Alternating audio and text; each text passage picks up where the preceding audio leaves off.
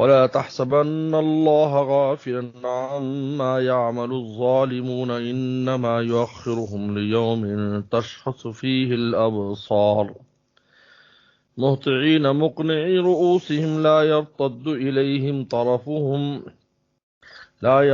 إليهم طرفهم وأفئدتهم هواء وأنذر الناس يوم يأتيهم العذاب فيقول الذين ظلموا ربنا أخرنا إلى أجل قريب نجيب دعوتك ونتبع الرسل أولم تكونوا أقسمتم من قبل ما لكم من زوال وسكنتم في مساكن الذين ظلموا أنفسهم وتبين لكم كيف فعلنا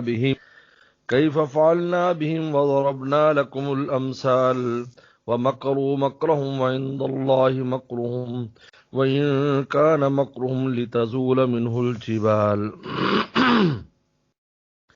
فلا تحسبن الله مخلف وعده رسله إن الله عزيز ذو انتقام يوم تبدل الأرض غير الأرض والسماوات وبرزوا لله الواحد القهار وترى المجرمين يومئذ مقرنين في الأصفاد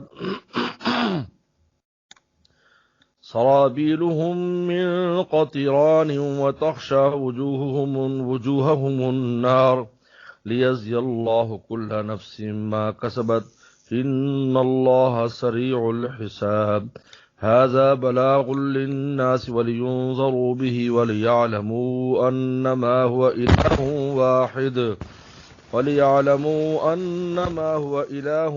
وليذكر أولو الألباب صدق اللہ مولانا العظیم۔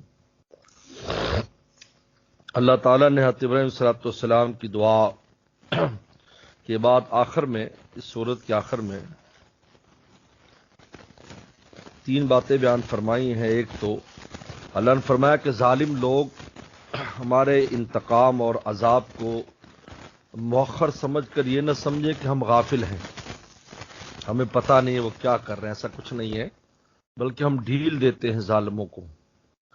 جب ظلم حد سے آگے بڑھ جاتا ہے تو پھر ہمارا عذاب آتا ہے ان پر۔ اللہ تعالیٰ کا ایک نظام ہے، ہماری طرح نہیں ہے کہ ہم فوراً غصہ ہو کر انتقام لینے پر آ جاتے ہیں، بلکہ اللہ تعالیٰ ایک بہت طویل وقت تک ظالم کو چھوڑ دیتے ہیں، پھر اس کا نام و نشان بھی مٹا دیتے ہیں، پتہ بھی نہیں چلتا کبھی کوئی اس کا وجود تھا۔ اور دوسرا کہ کیا حالت ہوگی ان ظالموں کی جب ان پر عذاب آئے گا، آخرت میں ان کی کیا حالت ہوگی اس کو بیان کیا ہے۔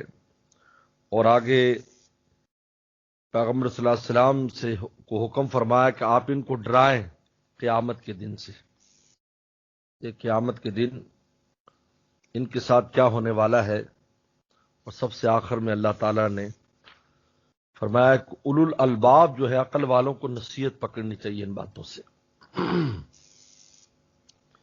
تو فرما رہے کہ وَلَا تَحْسَبَنَّ اللَّهَ، مت گمان کر اللہ تعالیٰ کو غافلاً بے خبر، اما یعمل الظالمون، ظالموں کے اعمال سے بے خبر مت سمجھ کہ ان کو پتہ نہیں ہے کہ ظالم کیا کر رہے ہیں، ایسا کچھ نہیں ہے۔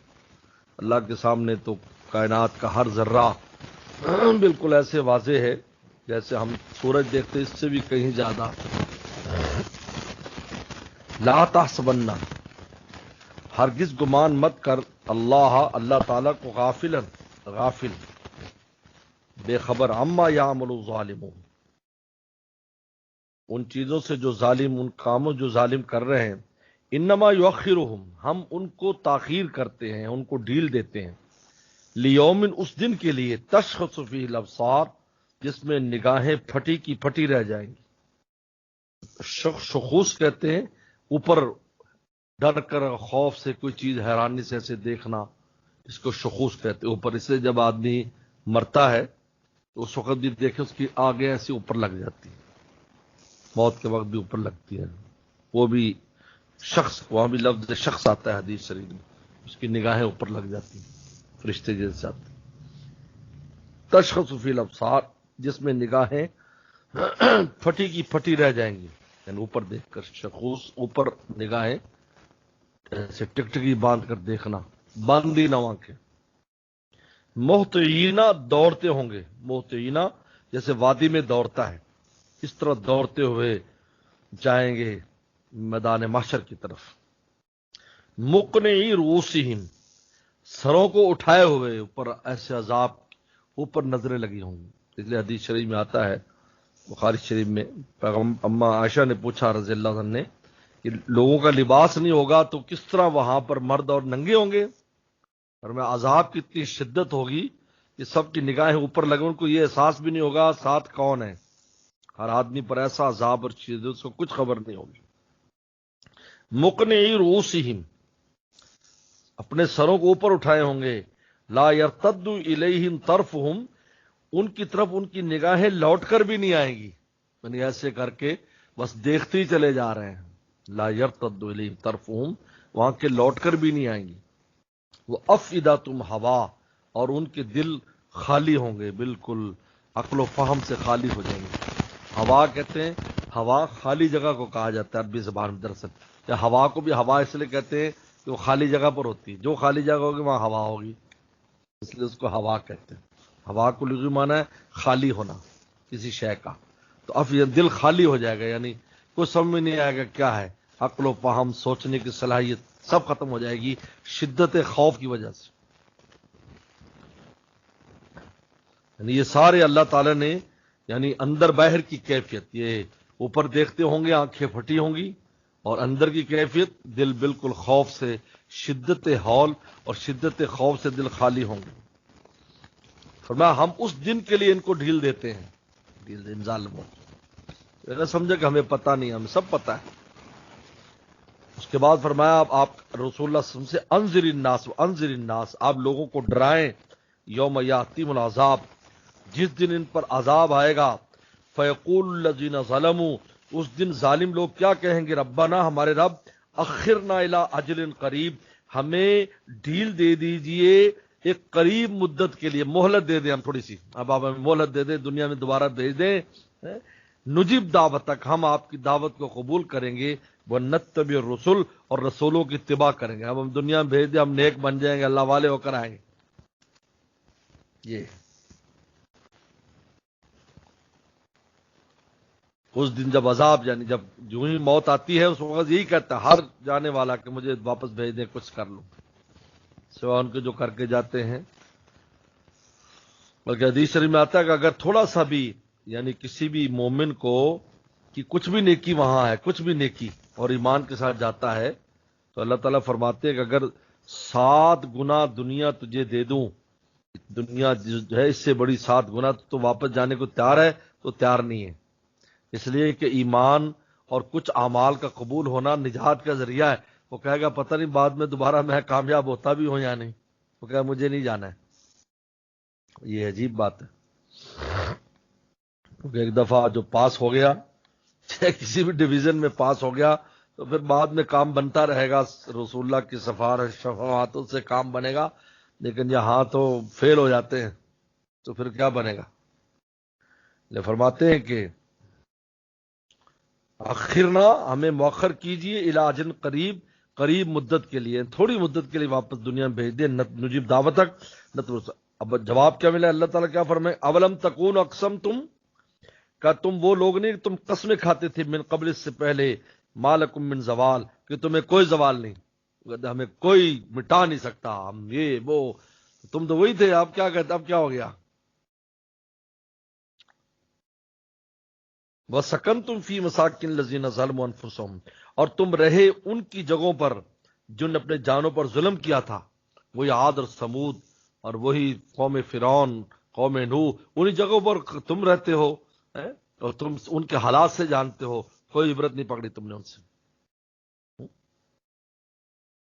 پہلے مار کھا گئے درویشوں سے، پہلے بڑے، پھر دوسرے بڑے آ گئے مار کھانے، پہلے کچھ تجربے سے فائدہ اٹھا لیتے زیادہ بہتر تھا۔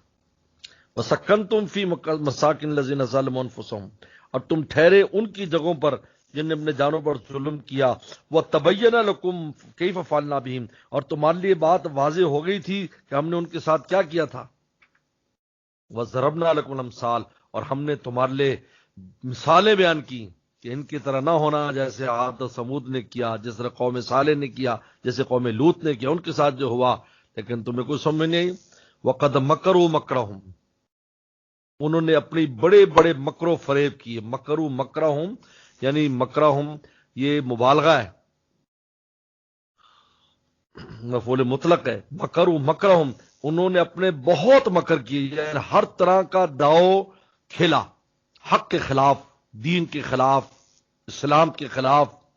وَعِندَ اللَّهِ مَكْرُهُمْ، اور ان کے مکر تو اللہ کے پاس تھے، اللہ کے سامنے تھے، یہ کر رہے ہیں، وہ کر رہے ہیں، یہ کر رہے ہیں، یہ کر رہے ہیں، اللہ تعالیٰ نے ان مکر نہیں چلنے دیا۔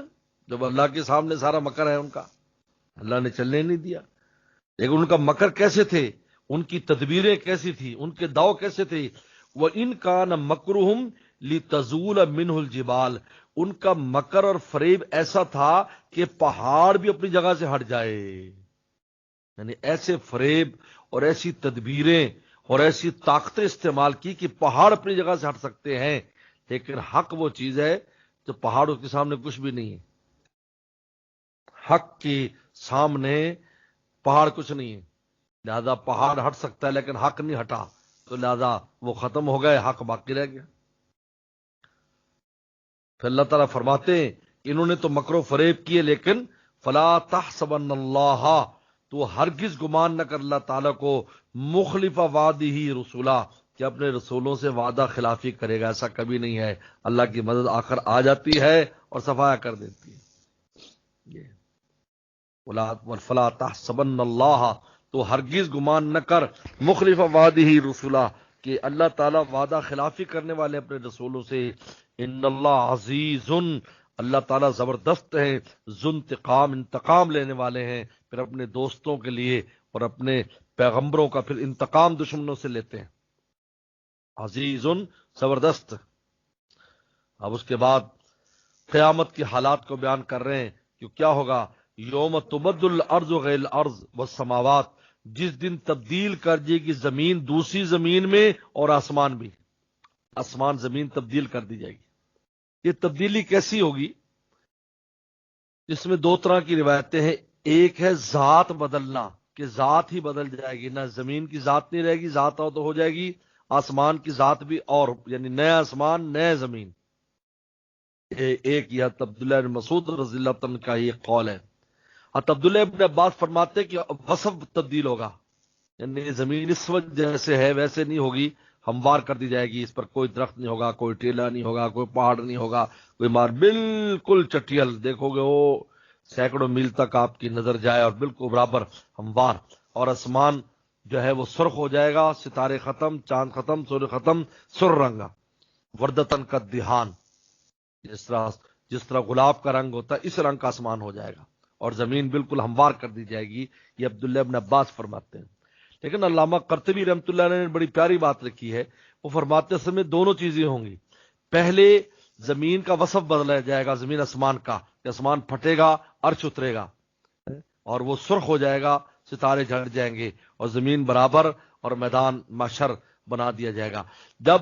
جب یہ پہلا جب سور پھونکا جائے گا، اس کے بعد جب عرش آئے گا، یہ اس کے بعد جب دوسرا پھور پھونکا جائے گا، سور پھونکا جائے گا، اس کے بعد زمین اور آسمان کی ذات بدل دیں گے، زمین چاندی کی کر دی جائے گی، نہیں، وہ زمین جس پر کوئی گناہ نہ ہوا ہو، کیونکہ اب جو زمین ہوگی وہ ہوگی، اس زمین کو فنا کر دیا جائے گا جس زمین پر لوگوں نے گناہ کیے ہیں، قتل و غارت کیے ہیں، جس پر ناحق خون گرایا گیا ہے، اس کو فنا کر دیں گے اللہ تعالیٰ، اور نئی زمین لائیں گے کہ جس کے اوپر کبھی کسی نے کوئی گناہ نہیں کیا، اور آسمان جو ہے وہ اس طرح آسمان کو بھی تبدیل کر دیا جائے گا۔ یہ اس وقت ہوگا۔ علامہ قرطبی نے کہا یہ الگ الگ اوقات میں ہیں، پہلے اوقات میں وصف بدلے جائے گا، اور اس کے بعد جب مردے زندہ ہو جائیں گے اس کے بعد زمین تبدیل کر دی جائے گی، بلکہ زمین ایمان والوں کے لیے روٹی کی طرح ہوگی، جب ان کو بھوک لگے گی تو وہ جھکیں گے تو زمین تو روٹی کی طرح اس کو اٹھا کر اس سے ٹکڑا کھائیں گے۔ ایمان والے بھوکے نہیں رہیں گے، میدان محشر میں 50,000 سال، اور پیاسے بھی نہیں رہیں گے، کیونکہ حوض کوثر سے پانی پئیں گے تو پیاس نہیں لگے گی۔ وَبَرَزُوا لِلَّهِ الْوَاحِدِ الْقَهَّارِ، اور وہ سارے لوگ اللہ کے اس واحد زبردست اللہ کے سامنے پیش ہو جائیں گے۔ وَتَرَى الْمُجْرِمِينَ، اور تو دیکھے گا مجرموں کو یوم اس دن مقرنین فی الاصفاد، کہ جوڑا جوڑا باندھے ہوں گے، فی الاصفاد ہتکڑیوں میں، زنجیروں میں جکڑے ہوں گے، مقرنین فی الاصفاد جکڑے ہوں گے، فی الاصفاد صفت کی جمع ہے، یہ بیڑیاں اور ہتکڑیوں میں، زنجیروں میں۔ سرابیلہم فی من قطران، اور ان کی قمیضیں ہوں گی قطران کی، قطران وہ جو کالا تیل ہوتا ہے، وہ اس کی قمیضیں پہنائی جائیں گی، تیل والی، تاکہ فوراً آگ پکڑ لے، جی قمیضیں پہنائی جائیں گی ان کو۔ جس طرح آپ کپڑے کو وہ ڈیزل میں کسی میں ڈبو کر کسی کو پہنا دیں، تو اب کیا ہے بھائی، ماچس کی تیلی کی ضرورت ہے، تو قمیضیں ایسی ہوں گی ان کی، قطران، قطران کالا تیل۔ وَتَخْشَى وُجُوهُ النَّارِ، اور ان کے چہروں کو آگ ڈھانپ لے گی، آگ پکڑ لے گی تو چہرہ آگ میں چھپ جائے گا۔ لِيَجْزِيَ اللَّهُ كُلَّ نَفْسٍ مَا كَسَبَتْ، تاکہ اللہ بدلہ دے ہر جان کو ما کسبت، جو اس نے کمایا۔ ان اللہ سریع الحساب، اللہ بہت جلد حساب لینے والے ہیں۔ ھذا بلاغ للناس، یہ حکم پہنچانا ہے لوگوں کے لیے۔ وَلِيُنذَرُوا بِهِ، تاکہ وہ اس سے ڈر جائیں، اس عذاب سے ڈریں، نیکی کریں، اللہ اللہ کریں۔ وَلِيَعْلَمُوا، اور جان لیں، انما الہ واحد، توحید پر لا کر سوچ ختم کر دی کہ جان لے اس بات کو، یقین کر لے اس بات کا کہ اللہ ایک ہے۔ وَلِيَذَّكَّرَ أُولُو الْأَلْبَابِ، اور اولو الالباب نصیحت پکڑیں، وَلِيَذَّكَّرَ، اور نصیحت پکڑیں، اولو الالباب دانش مند لوگ، عقل والے لوگ اس سے نصیحت پکڑیں۔ تو اللہ تعالیٰ نے توحید پر سے شروع کیا، توحید پر لا کر سوچ کو ختم کر دیا، اور آخر میں قیامت کے حالات کو بیان کیے۔ اللہ ہم سب کو اولو الالباب میں سے فرمائے۔